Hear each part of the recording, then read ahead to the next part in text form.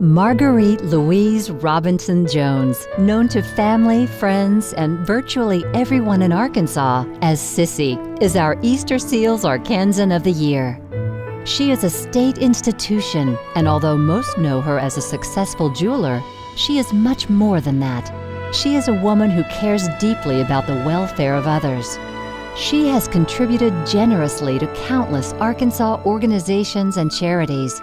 And Easter Seals is grateful to have the support of Sissy Jones in our mission to provide exceptional services that promote dignity, equality, and independence for children and adults with disabilities.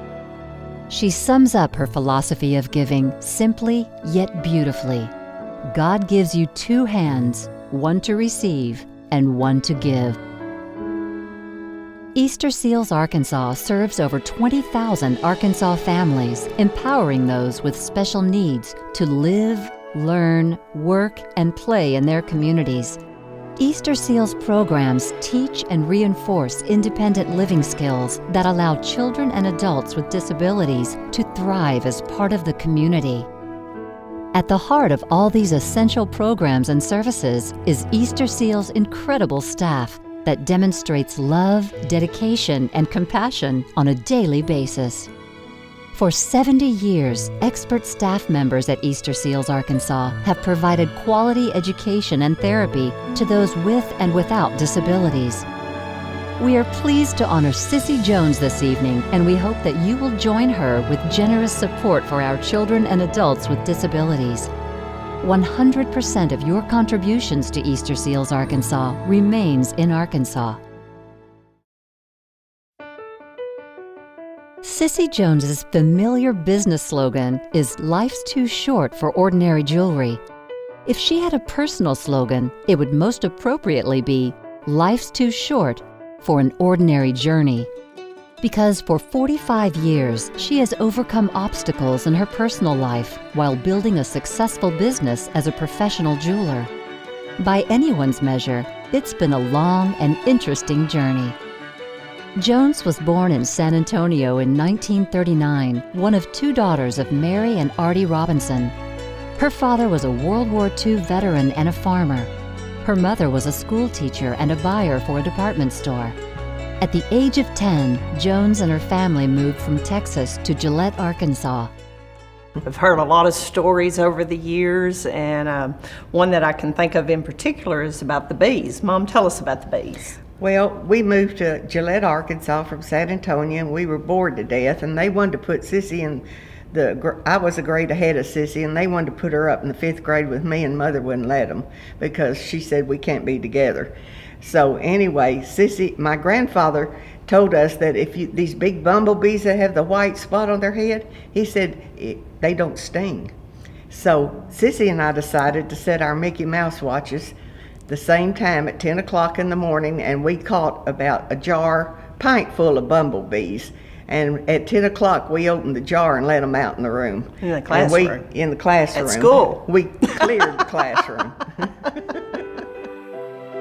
After graduating from Gillette High School in 1956, she attended Arkansas A&M College, now the University of Arkansas at Monticello. It was there that she met her husband, Murphy Jones. The couple married in 1957 and moved to Atlanta, where he attended Georgia Tech to study engineering. The couple returned to Arkansas in 1960, settling in Pine Bluff, where they both found jobs with Middle South Services and Energy. Her husband worked as an electrical engineer, she worked in accounting. They both loved Pine Bluff and soon started a family.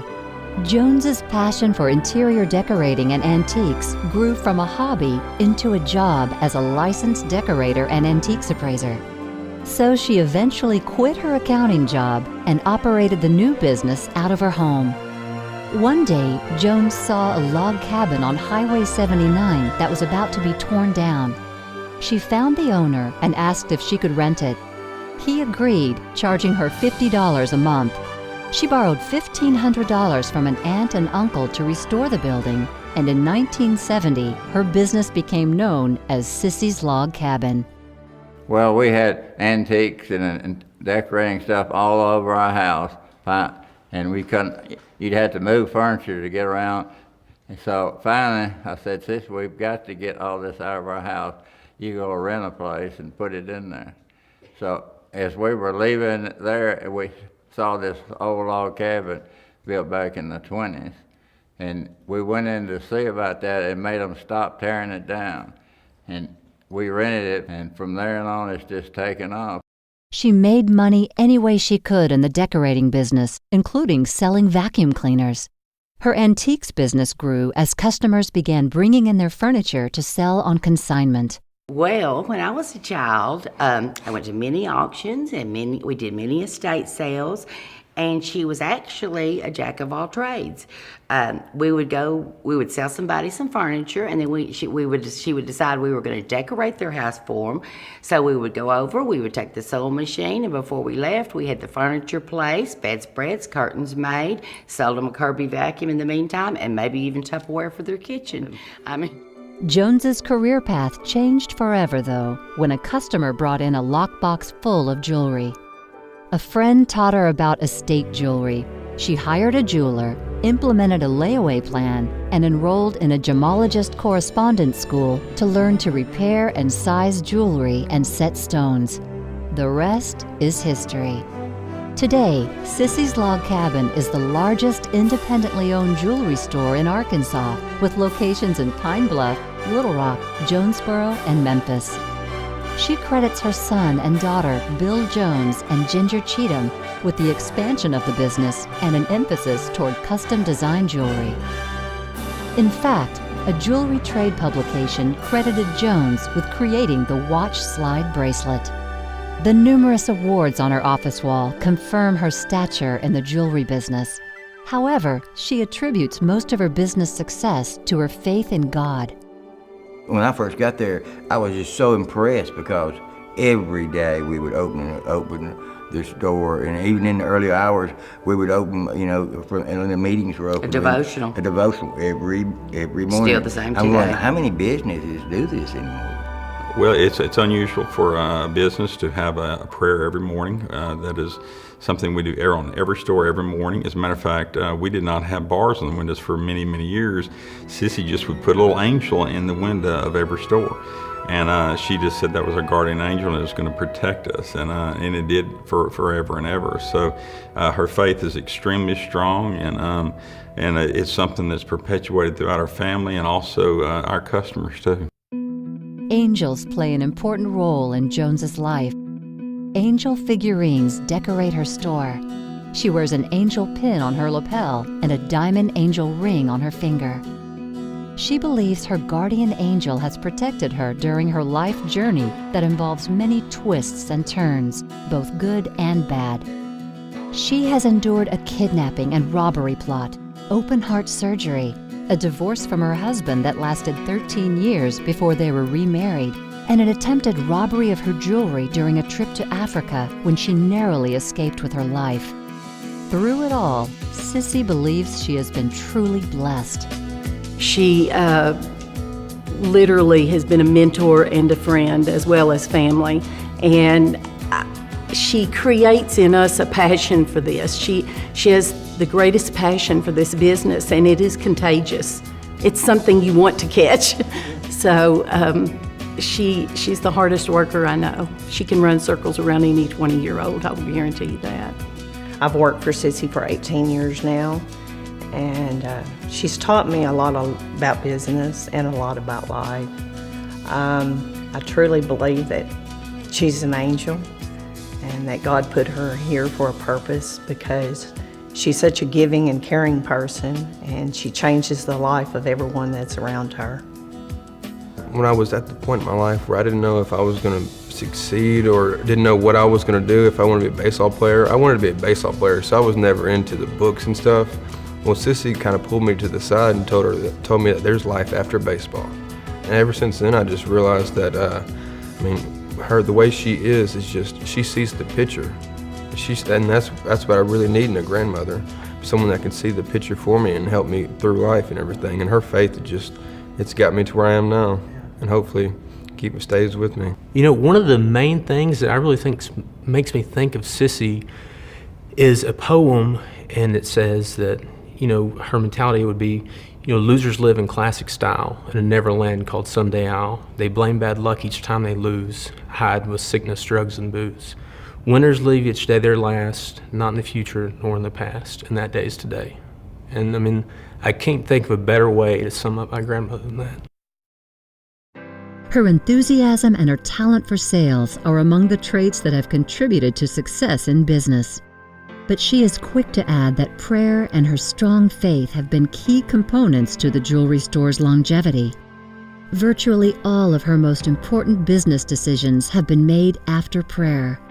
She believes only God can guide us in our journey, and her favorite Bible verse confirms that belief.